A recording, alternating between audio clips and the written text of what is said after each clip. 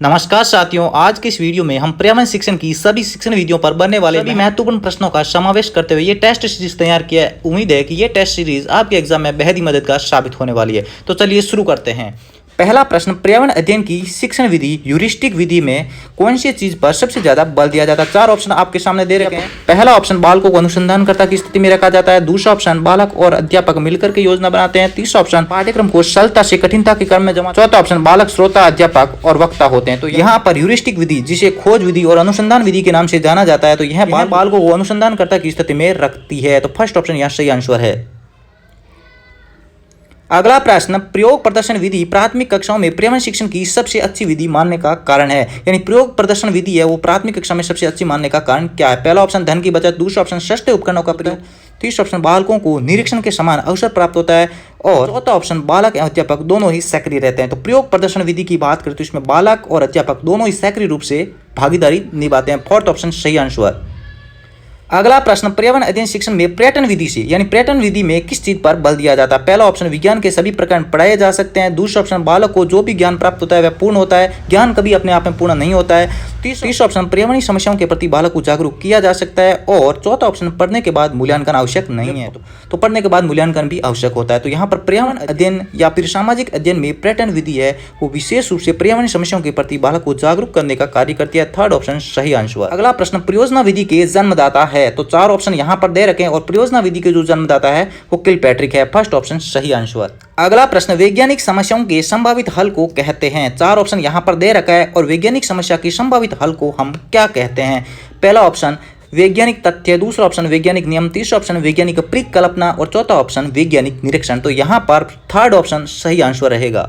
अगला प्रश्न, प्राथमिक विद्यालयों में पर्यावरण अध्ययन विषय के अध्यापक का प्रमुख कार्य क्या है? तो यहाँ पर चार कार्य दे रखे हैं, उसमें से प्रमुख कार्य कौन सा है? पहला कार्य, संबंधित परियोजना तैयार करना, उपकरणों की देखरेख करना, गृह कार्य करना, या फिर कक्षा अध्यापन या प्रयोगात्मक कार्य करना। तो यहाँ पर्यावरण अध्ययन का जो सबसे प्रमुख कार्य है एक शिक्षक के तौर पर, तो फोर्थ ऑप्शन कक्षा अध्यापन कार्य और प्रयोगात्मक कार्य इसका सही आंसर रहेगा।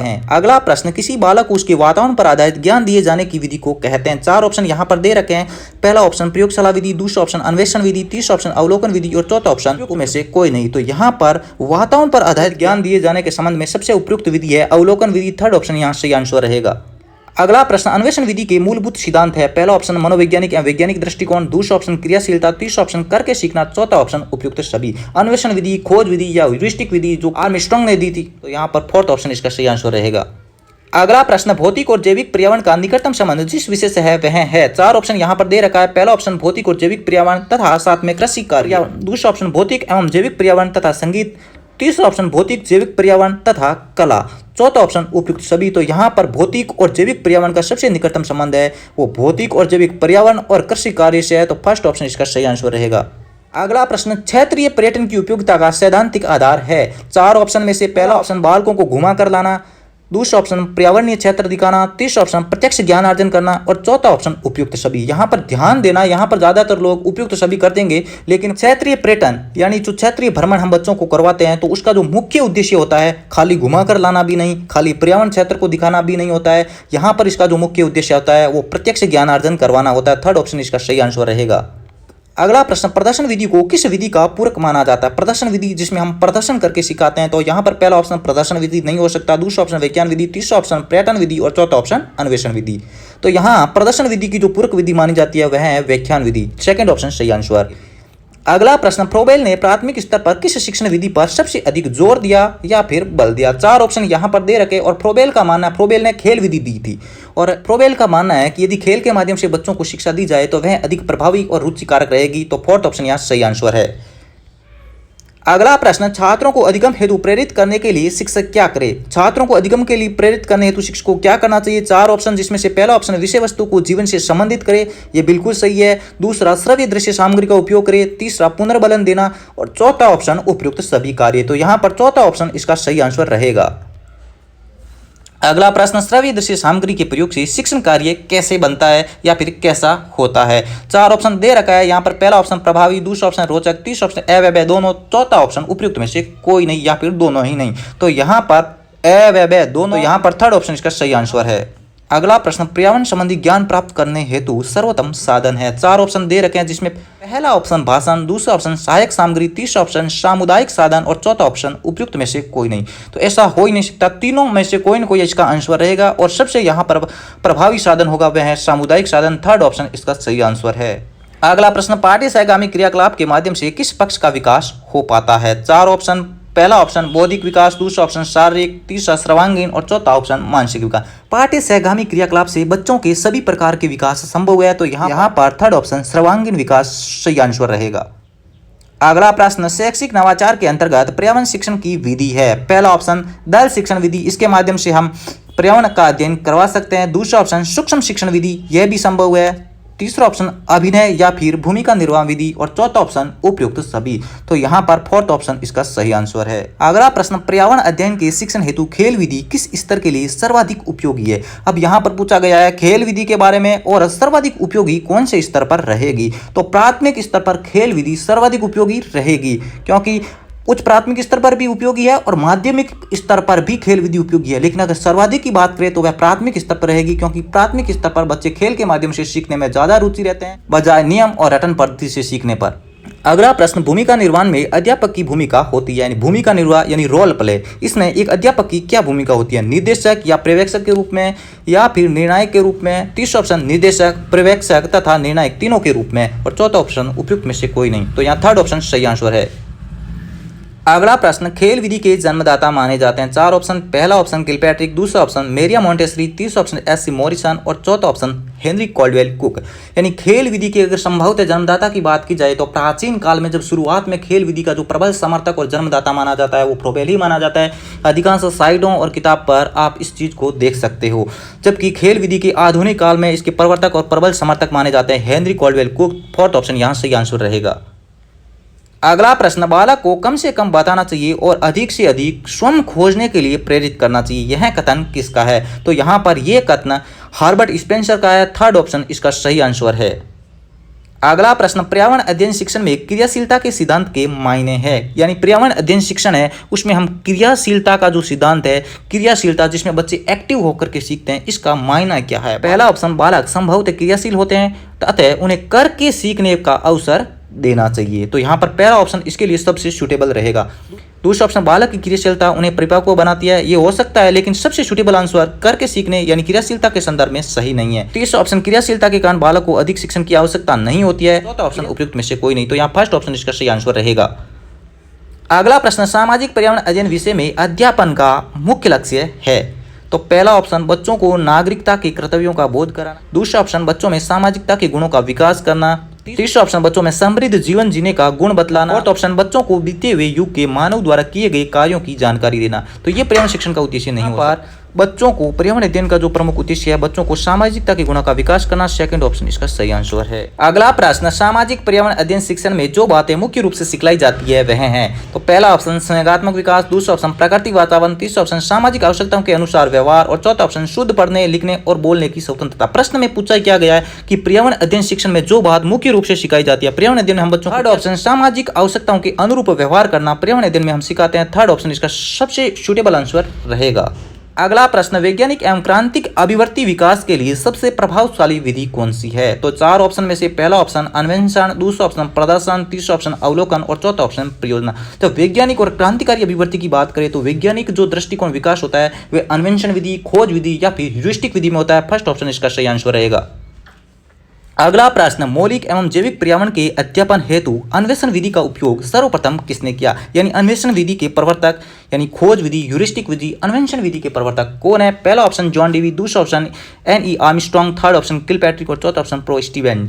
तो यहाँ पर जो अन्वेषण विधि है ये आर्मस्ट्रॉन्ग ने दी है। सेकेंड ऑप्शन सही आंसर।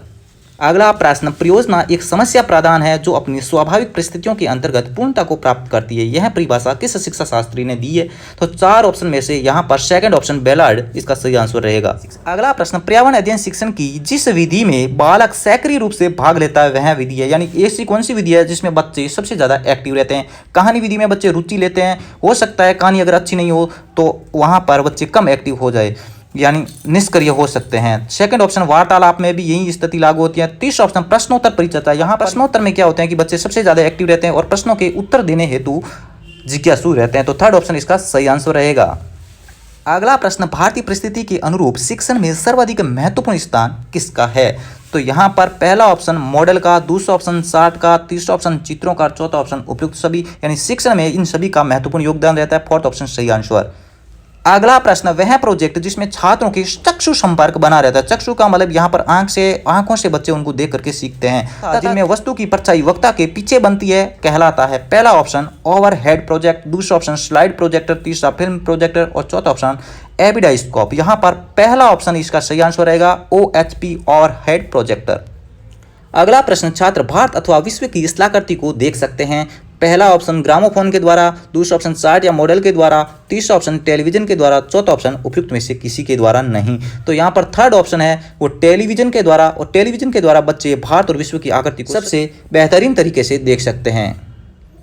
अगला प्रश्न, सर्वाधिक प्रभावशाली शिक्षण सामग्री कौन सी है? पहला ऑप्शन प्रैक्सपित, दूसरा ऑप्शन अप्रैक्सपित और तीसरा ऑप्शन क्रिया आधारित प्रत्यक्ष अनुभव, चौथा ऑप्शन उपयुक्त में से कोई नहीं। तो सबसे जो प्रभावशाली शिक्षण सामग्री रहेगी जिसमें बच्चे करके सीखते हैं और इसके साथ साथ उन्हें प्रत्यक्ष अनुभव भी प्राप्त होता है। थर्ड ऑप्शन इसका सही आंसर रहेगा। अगला प्रश्न, अधिगम सामग्री के प्रयोग से बालक को ज्ञान प्राप्त होता है, यानी टीचिंग मटेरियल के माध्यम से बच्चों को किस प्रकार का ज्ञान प्राप्त होता है? पहला ऑप्शन प्रत्यक्ष या अप्रत्यक्ष की ओर, दूसरा ऑप्शन सूक्ष्म से स्थूल की ओर, तीसरा ऑप्शन पाठ्य वस्तु की साधारण जानकारी और चौथा ऑप्शन विषय विशेष की जानकारी। यानी अधिगम सामग्री की बात करें तो अधिगम सामग्री जो कि टीचिंग मटेरियल होता है, ऐसे में बच्चे क्या होते हैं, उनको देख करके प्रत्यक्ष रूप से सीखते हैं और प्रत्यक्ष के माध्यम से वे अप्रत्यक्ष तथ्यों पर पहुंच जाते हैं। तो पहला ऑप्शन इसका सही आंसर रहेगा। अगला प्रश्न, पर्यावरण में मनुष्यों द्वारा लाए गए परिवर्तनों को सम्मिलित रूप से कहते हैं। पहला प्राकृतिक पर्यावरण, दूसरा ऑप्शन सामाजिक पर्यावरण, तीसरा ऑप्शन स्थूल पर्यावरण और चौथा ऑप्शन उपयुक्त में से कोई नहीं। यानी पर्यावरण में मनुष्यों के द्वारा जो परिवर्तन लाए गए हैं उन्हें क्या कहते हैं? तो उन्हें हम सामाजिक पर्यावरण कहा जाता है। सेकंड ऑप्शन सही आंसर रहेगा। अगला प्रश्न, पर्यावरण अध्ययन शिक्षण को प्रभावी बनाने के लिए हम उपयोग में क्या लेते हैं? केवल दृश्य सामग्री, केवल श्रव्य सामग्री, श्रव्य और दृश्य दोनों, या फिर उपयुक्त में से कोई नहीं। तो थर्ड ऑप्शन सही आंसर, श्रव्य और दृश्य साधन। अगला प्रश्न, पर्यावरण शिक्षण में सामूहिक चर्चा से संबंधित शिक्षण विधि है। पर्यावरण अध्ययन में सामूहिक चर्चा की बात करें तो यहाँ पर पहला ऑप्शन भूमिका निर्वाह, दूसरा ऑप्शन व्याख्यान, तीसरा ऑप्शन वर्णन और चौथा ऑप्शन विचार संगोष्ठी। सामूहिक चर्चा का सबसे ज्यादा महत्वपूर्ण स्थान विचार संगोष्ठी में दिया जाता है। तो फोर्थ ऑप्शन इसका सही आंसर रहेगा। अगला प्रश्न, अन्वेषण विधि का प्रमुख सिद्धांत है। चार ऑप्शन, पहला ऑप्शन नवीन खोज करना, यानी अन्वेषण विधि जो खोज या ह्यूरिस्टिक विधि के नाम से जाना जाती है। तो ऐसे में बच्चे नवीन ज्ञान की खोज भी करते हैं, खोज द्वारा प्रयोग प्रदर्शन भी करते हैं और करके भी सीखते हैं। फोर्थ ऑप्शन यहाँ पर सही आंसर रहेगा। अगला प्रश्न, किलपैट्रिक द्वारा अनुमोदित विधि है। किलपैट्रिक ने कौन सी विधि दी है? तो किलपैट्रिक ने परियोजना विधि दी है। फोर्थ ऑप्शन सही आंसर रहेगा। अगला प्रश्न, खेल स्वेच्छा से आत्मसंयम की एक क्रिया है, यह परिभाषा किस शिक्षा शास्त्री ने दी है? तो यह परिभाषा ईस्टर्न महोदय ने दी है। थर्ड ऑप्शन इसका सही आंसर रहेगा।